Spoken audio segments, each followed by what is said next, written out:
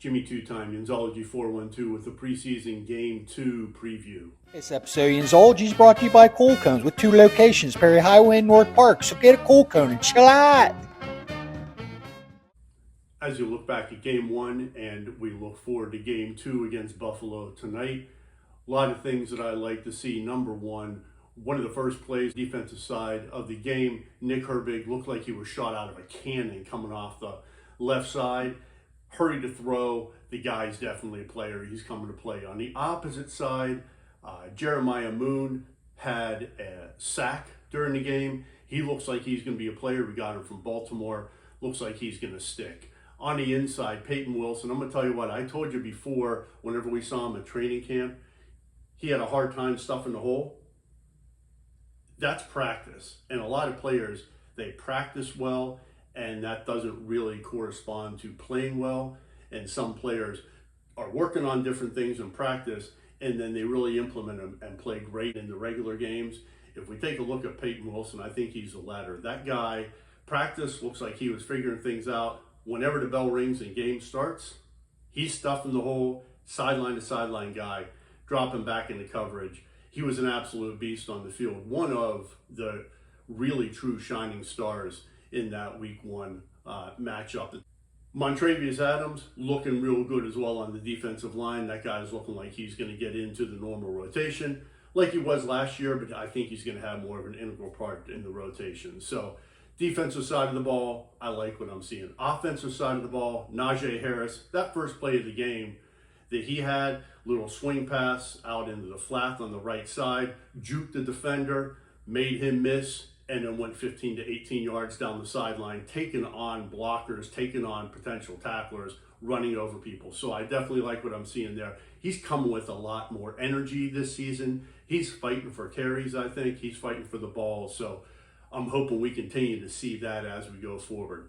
Tight ends, I love the way they're blocking. Arthur Smith's offense, really want to incorporate the tight ends. So I definitely like that. But we do have to incorporate them more in the passing game. That 8 to 10 yards, you got the 6'6", 6'7" tight ends, turn around, give that safety valve in the middle of the field. Offensive line, I'm going to tell you, I was really impressed. Fatanu, he did get beat a couple times. However, he's learning on the job. That's his first really exposure to NFL professional type football. On the other side, you got Broderick Jones. He's looking like a beast. He's almost in midseason form. Then you have Spencer Anderson, who's doing well at guard. Mason McCormick, who I think is a steal. He's looking to be potentially a steal in the draft. That guy is a road grader. He makes ways for the running backs to go, and in pass blocking, he's driving people, pancaking them.